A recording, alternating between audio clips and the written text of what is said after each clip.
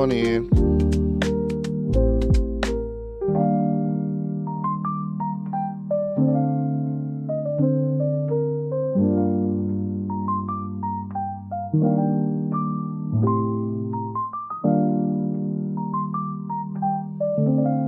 Come on in. Happy Thursday. Wednesday. Let's go ahead, tag your people, get them in here.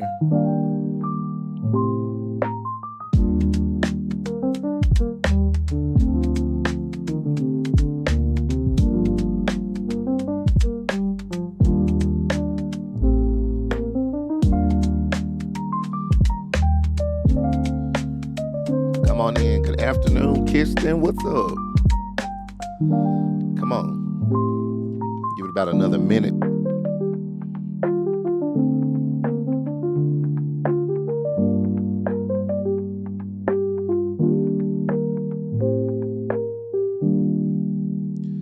Come on in. Come on. Do me a favor and share. Share. What's up to the people on YouTube? Y'all come on in. Give it about another minute. Good afternoon. Come on in. I don't think it's long, but it'll be strong today.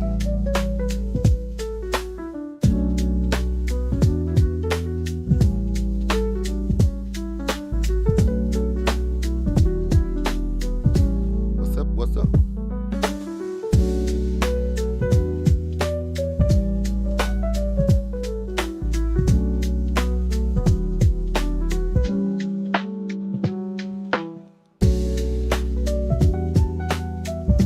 All right. Good afternoon. What's up, everybody? Welcome back. Y'all come on in. I see y'all are tagging and sharing. Let's tag and share. Tag and share and tag. Let's get your people in here. Let's get them in here. But welcome back. Yesterday, look, took a little break. I was preparing. I said, Lord, what are we going to talk about today? He said, rest. And I was like, oh, okay. He was like, no, you rest. Cool. Yes, sir. I'm going to do it. So got some much needed rest yesterday. Much needed rest yesterday. That's it. Y'all tagging your people. Get them in here. Get them on in here. Yeah, much needed rest yesterday. So back today. We started this week around the focal point of it's all good, and then we kind of began to lean in on let there be. Right? Let there be. So today we're going to continue. I think we'll finish the week on the let there be wavelength. And so today we will do one verse, 2 Kings chapter 7, verse 1. It says, then Elisha said, hear ye the word of the Lord. Thus saith the Lord, tomorrow about this time shall a measure of fine flour be sold for a shekel, and two measures of barley for a shekel in the gate of Samaria. What's up to everybody coming in? We're going to talk about let there be. And so I'm going to bring it to what we are accustomed to saying, and that is by this time tomorrow. By this time tomorrow. I'm just want to survey. I want to do a virtual survey real quick for the people that are watching, and you've got a promise that's hovering. You've got something that God has told you, something that God has said. One second, I'm sorry. Something that God has said to you, something that God has promised to you, and you've not seen it yet. So you've got the word, but you've not seen the fulfillment or the manifestation yet, okay? So what we've got to know today is somebody just say fulfillment. Yeah, let's go that route. Fulfillment. We understand that God is the God that keeps his promises. We know and understand. Good afternoon to everybody that's coming in. God is the God that keeps his promises. He is Jehovah God. He is the eternal self-existent God, one who keeps his promises to his covenant promises to his covenant people. So what we've got to know is that God, at the end of the day, at the beginning of the day, God is going to do what he said he's going to do. Okay, God is going to keep up his end of the bargain. That's it. I see y'all typing in fulfillment. God is going to keep up his end of the bargain. So what we must know, we've got to know that he's not a man. What's up to everybody coming in? He's not a man that he should lie. Neither is he the son of man that he should repent. Yeah, he is the God of the promise. He is the God of fulfillment. So we got to understand that it starts with proclamation. You've got to be willing to say what it is that God is saying. You've got to be willing to say what it is that you've got to be willing to say what it is that you're seeing. You've got to be willing to proclaim. You've got to be willing to put it out there. Somebody needs to understand that the only way that we will see the fulfillment of it is by what you've got to start somewhere. You've got to start. You've got to start. You've got to start. I don't know who this is for, but the only way we'll read the book is you first jotting down the manuscript.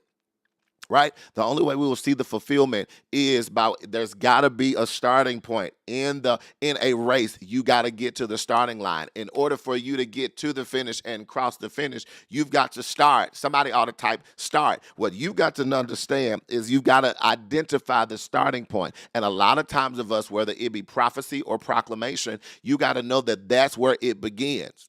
That's where it begins, where it comes into your heart, where it comes into your mind, where it drops down in your spirit. You've got to be willing to proclaim it. The Bible tells us that the vision is for an appointed time. Write the vision, right? The vision is for an appointed time. In the end, it will speak and not lie. So what you've got to be willing to do is proclaim. You've got to be willing to proclaim. You've got to be willing to start. You've got to start somewhere. You've got to say something. You've got to do something. You've got to jot the note. You've got to you've got to start somewhere. But in this particular instance, we got to know that it starts with proclamation. What is it that you're trying to see that you're not saying? Prophet Elisha in this particular text says, hear ye the word of the Lord. Tomorrow, about this time, it's going to be a manifestation of what it is that I'm saying. There's going to be flour and barley. What is it that the Lord is trying to release into your life? He's trying to get manifested in your life. And what we got to understand, just even on commentary, that this was the ninth prophecy in 2 Kings, but it was fulfilled. What blessed me in my reading and my studying today was the fact that it says that this was the ninth prophecy, verse 1, 2, comma, fulfilled, period. You got to understand that it starts with your proclamation. The way that you'll see it is by way of you starting to say it. Somebody got to understand that it starts with your proclamation. What are you saying in the meantime? What are you wanting to see that you're not saying? Here's the question. Here's what I've been saying, and I'm going to keep saying it probably all year. You've got to use your words. You've got to be willing to use your words. You've got to proclaim. You've got to decree a thing, right, so that it'll be established. You've got to be willing to call those things that be not as though it were. So what you've got to do is it starts with proclamation. It starts by way of your proclamation. When God sent the angel to Mary, right? He tells her, blessed and highly favored are you among women, for there will be a performance for you. The Holy Spirit will come, right? But it started with a proclamation. When Zacharias was in the temple and he told him that his wife, that Elizabeth was going to bear a son, it started with a proclamation. You got what I'm saying? All the way down to in the beginning, God created the heavens and the earth was without form and it was void, and the Spirit of God hovered over the face of the deep. But God saw that it was dark, and then he said what? Let there be. You got to understand that your starting point is your proclamation. Your starting point is your proclamation. Where we miss is we think it and we feel like God knows my heart. He does, but what you've got to do is be willing to voice that thing into the earth realm. What was it? Abraham and Sarah, according to the time of life, by this time next year, you shall bear a son. The Shunammite woman, what is it that she has? By this time next year, according to the time of life, you will bear a son. You got to understand that it starts with your proclamation. You want to see it, but you're not saying anything so that you can see it. You don't really want it. So the real question is, Bishop Connie Moore, how bad do you want it? How bad? Yeah, how bad do you want it? You've got to be willing to use your words. Why? A quiet mouth, a closed mouth don't get fed. You've got to be willing. It starts with proclamation. And then from there, you've got to make preparation. After you make the proclamation, here it is. The proclamation tells you what to expect. And so after the proclamation is made, then you've got to start making preparations. It's almost like the way I'm seeing it is like when you went to the doctor, you go to the doctor and they say you're pregnant, right? You're expecting something. From there, you then start making preparations. You start saving money. You then start buying Pampers. You then start trying to identify if where you currently live is going to be large enough and able to accommodate. Then you start picking things up. Why? Because you're making preparation for what's on the way. Somebody, you ought to just type, it's on the way. Can I tell you, the way that you show God that you're anticipating what it is that has been proclaimed and decreed and declared is when you start making preparation. A lot of time, y'all, we hear the prophecy, we read the word, but we don't necessarily make the necessary preparations. This is the season for you to make the necessary preparations. Yes, I have put it out there. I've decreed and I have declared. But what you also got to do is start preparing in the meantime. Because if in the event, if in the event that God does not do it overnight, guess what? You've still got to show him that you trust him. You've still got to show him that you believe that he is God enough to do what he said he's going to do. So could it be that the end result, the manifestation, could be a byproduct of our preparation? It's almost like God saying, yeah, I'm going to do it, but you're not ready because you haven't prepared for it. You got to make the necessary preparations. You have to make the necessary preparations. Yes, I've heard it. I've rejoiced. I've sown for it. But I also got to make the necessary preparations. So that means if I need to purge, that means if I need to get rid of something, that means if where I am is too small to accommodate where I'm going, I've got to make the necessary preparations so that in the end, in the Lord's expected end, I will get what it is that his expectation is for me. Does that make sense? You got to make the necessary preparations. Yes, you can proclaim all day, but if you're not, it ain't on it. I've been saying to the church, I've probably been saying to y'all, it ain't as much on God as it is you, right? Faith without works is dead. God isn't a magician. You got to understand, yes, he'll put the word out there, but it's the meantime that becomes mean, and we have to show him, God, I'm making the necessary steps. I'm making the preparations in the meantime for what it is that you have promised me. So what you've got to do, you've got to prepare. We want it, but are you prepared for it? You want it, but are you prepared for it? You want it, but are you prepared? What you've got to do is be prepared. You've got to be prepared. When you learn to stay ready, you don't have to get ready. Come on. And I believe that this is a season of preparation. With preparation comes pruning. Come on here. I've talked about it. I was watching one of my old clips where I was talking about pruning is a part of the process for the harvest. If you're not willing to prune, if you're not willing to purge, if you're not willing to make the necessary steps in the meantime,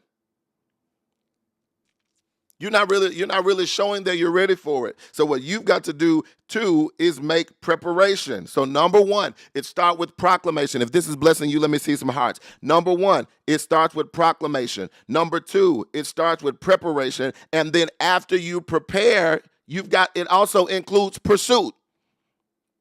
It also includes pursuit, which means that it's a process. You can't just sit and wait on it to come to you. What are you going to do to show God, I'm ready for this? Yes, I put it out there. I've decreed, I've declared, I've prophesied, I've spoke to the mountain, but I'm also, in the meantime, I'm making preparations. But then from there, I've got to pursue it. I've got to be seeking God so that God can show me how I need to be ready for it and how it will affect me and what is it that I can do in the meantime so that I can see it in fullness. You've got to be willing to pursue it. Listen, if you want to sell books, if you want to sell cakes, Pursuit says, let me see how this needs to happen. You got to understand that we serve the God of the how. In us serving the God of the how, we serve the God that even when we don't understand, he knows the details. God will indeed get in the details. But you got to pursue it. You've got to go after it. You've got to set some goals. You got to set some short-term goals, some long-term goals. How many products do I want to sell? What rooms do I want to be in? Maybe I need to go to a conference or a seminar, or maybe I need to fast and pray and seek God. Do I need to read a book? Do I need to listen to a podcast? But there are some things that you've got to be found doing in pursuit in the meantime. Yes, proclamation is a part of it. Speak those things. Absolutely. Yes, preparation. I'm preparing. Yeah, I understand. I know how it is. It's a new year, and you go get you a little journal, get you a new pen, and you get you a planner, and you're going to do all of the things. But from there, how do you bring it to life? Your pursuit of the thing is how you bring it to life. Maybe pursuit for you means healthy accountability. Somebody that's going to hold you accountable. Somebody that's going to ask you, okay, now where are you with this? Somebody that's willing to make you uncomfortable. Pursuit says, I don't expect it to just come and fall in my lap, but I'm willing to do what it takes to go after it. What's up, Kim Armstrong? You've got to be willing to pursue it. Go after it. If you want it, go after it. If you're wanting to build a business, if you're wanting to build a ministry, you've got to put yourself in the room, in the spaces to show God, I'm serious this time.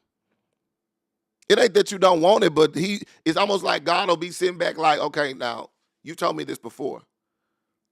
How do I know that you're serious? Pursuit. Pursuit says, God, I'm serious. Somebody ought to just type in, God, I'm serious. You ought to type in the comments, God, I'm serious. Why? Because I really want what you have for me. Pursuit is me going and looking for it. Come on here. What did I talk about last week? Elijah said to his servant, I hear the sound of the abundance of rain. When he didn't see it, he had to keep going back. He told him, go back again. On the seventh time that he went back, he was able to see a sign. You want to see a sign, but you're not wanting to pursue it. Children of Israel at the wall of Jericho, I want you to go around one time 6 days silent, but on the seventh day, go around 7 times. And then when you hear the sound of the trumpet, when you hear the blast of the trumpet, that's when I want you to shout. Pursuit says, I'm going to get up early. Pursuit says, I'm going to stay late. Good afternoon. Pursuit says, I'm going to do what I can do on my level so that God will do what he does on his level.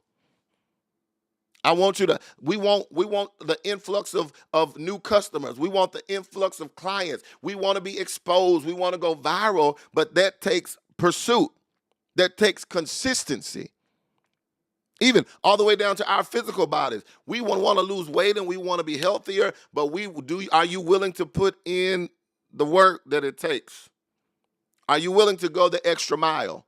Are you willing to get up early? Are you willing to push the plate back? Are you? God, I'm serious. Not just with my mouth, but with my actions. Not just what I say, but with my service. God, yeah, I'm serious. God, I'm serious.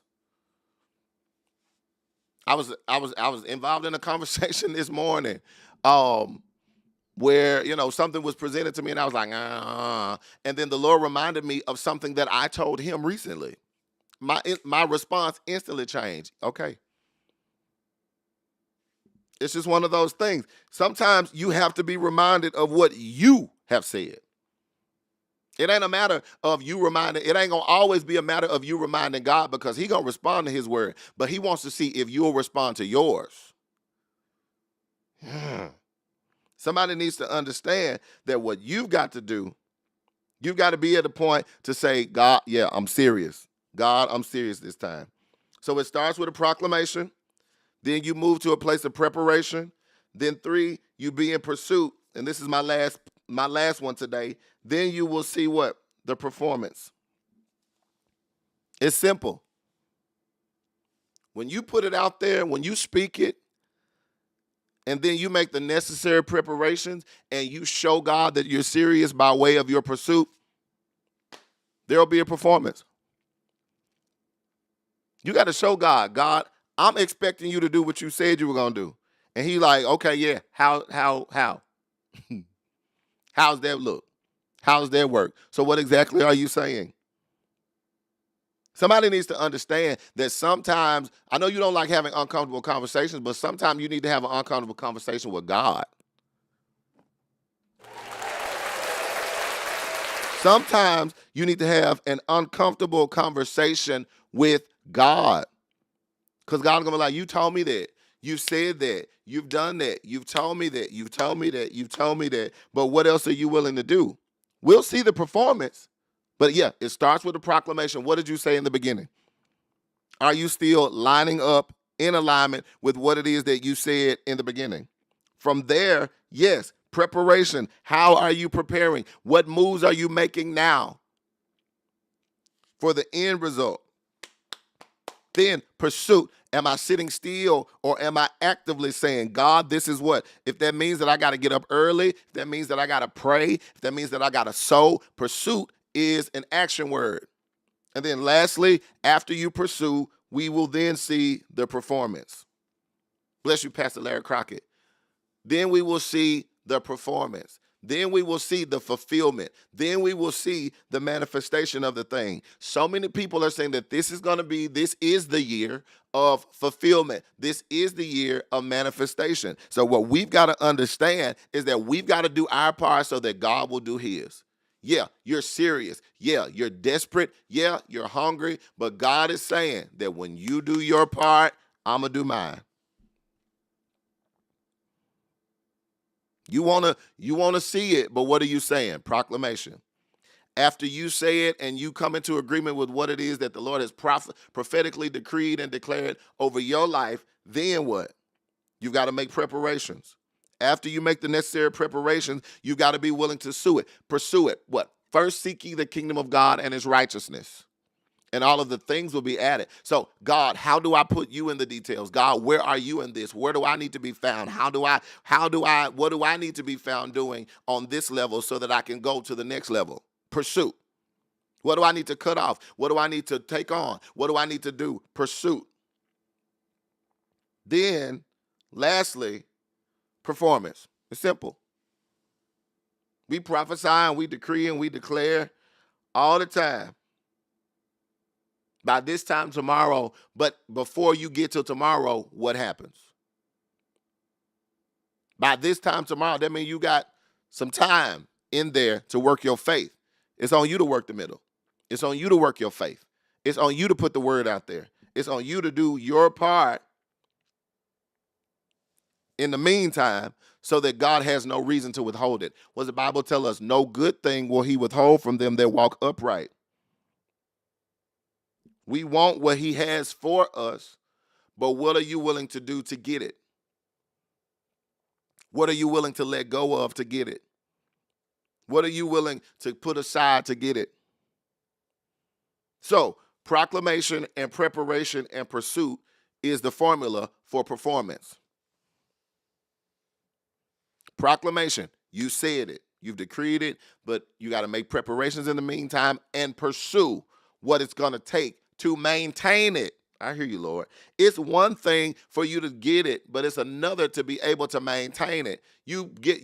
Proclamation, you hear, you're pregnant, you're expecting, preparations, but then what are you going to do? You can't just buy one pack of Pampers. You can't just buy one container of wipes. No, you're going to need to be able to maintain it. A lot of times, guess what? We want it, but do you have the capacity? Thank you, Lord. Do you have the capacity to maintain what it is that you're believing for? You want it, but are you able to maintain it? So, proclamation, preparation, and pursuit partner together, open the door for performance. What are you doing in the meantime? Can I say to us, it ain't as much on God as it is on you. You got to proclaim it. You got to make preparation. You got to be in pursuit. And then God will do the performing. It's real simple. It's very, very simple. That's my time today. Pray that y'all were blessed. Tag somebody right now.